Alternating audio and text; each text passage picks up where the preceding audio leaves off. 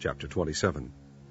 When the morning was come, all the chief priests and elders of the people took counsel against Jesus to put him to death. And when they had bound him, they led him away, and delivered him to Pontius Pilate the governor. Then Judas, which had betrayed him, when he saw that he was condemned, repented himself, and brought again the 30 pieces of silver to the chief priests and elders, saying, I have sinned in that I have betrayed the innocent blood. And they said, What is that to us? See thou to that. And he cast down the pieces of silver in the temple, and departed, and went and hanged himself. And the chief priests took the silver pieces, and said, It is not lawful for to put them into the treasury, because it is the price of blood. And they took counsel, and bought with them the potter's field to bury strangers in. Wherefore that field was called the field of blood unto this day. Then was fulfilled that which was spoken by Jeremy the prophet, saying, And they took the 30 pieces of silver, the price of him that was valued, whom they of the children of Israel did value, and gave them for the potter's field, as the Lord appointed me. And Jesus stood before the governor, and the governor asked him, saying, Art thou the King of the Jews? And Jesus said unto him, Thou sayest. And when he was accused of the chief priests and elders, he answered nothing.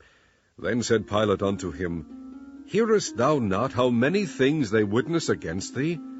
And he answered him to never a word, insomuch that the governor marveled greatly. Now at that feast the governor was wont to release unto the people a prisoner whom they would. And they had then a notable prisoner called Barabbas.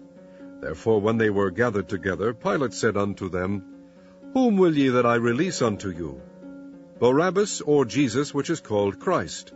For he knew that for envy they had delivered him. When he was set down on the judgment seat, his wife sent unto him, saying, Have thou nothing to do with that just man, for I have suffered many things this day in a dream because of him. But the chief priests and elders persuaded the multitude that they should ask Barabbas, and destroy Jesus. The governor answered and said unto them, Whether of the twain will ye that I release unto you? They said, Barabbas. Pilate saith unto them, What shall I do then with Jesus, which is called Christ? They all say unto him, Let him be crucified. And the governor said, Why, what evil hath he done? But they cried out the more, saying, Let him be crucified. When Pilate saw that he could prevail nothing, but that rather a tumult was made, he took water and washed his hands before the multitude, saying, I am innocent of the blood of this just person. See ye to it. Then answered all the people, and said, His blood be on us, and on our children. Then released he Barabbas unto them, and when he had scourged Jesus, he delivered him to be crucified. Then the soldiers of the governor took Jesus into the common hall, and gathered unto him the whole band of soldiers, and they stripped him, and put on him a scarlet robe. And when they had plaited a crown of thorns, they put it upon his head, and a reed in his right hand. And they bowed the knee before him, and mocked him, saying, Hail, King of the Jews! And they spit on him, and took the reed, and smote him on the head. And after that they had mocked him, they took the robe off from him, and put his own raiment on him, and led him away to crucify him. And as they came out, they found a man of Cyrene, Simon by name, him they compelled to bear his cross. And when they were come unto a place called Golgotha, that is to say, a place of a skull, they gave him vinegar to drink mingled with gall. And when he had tasted thereof, he would not drink. And they crucified him, and parted his garments, casting lots, that it might be fulfilled which was spoken by the prophet, They parted my garments among them, and upon my vesture did they cast lots. And sitting down they watched him there, and set up over his head his accusation written, This is Jesus, the King of the Jews.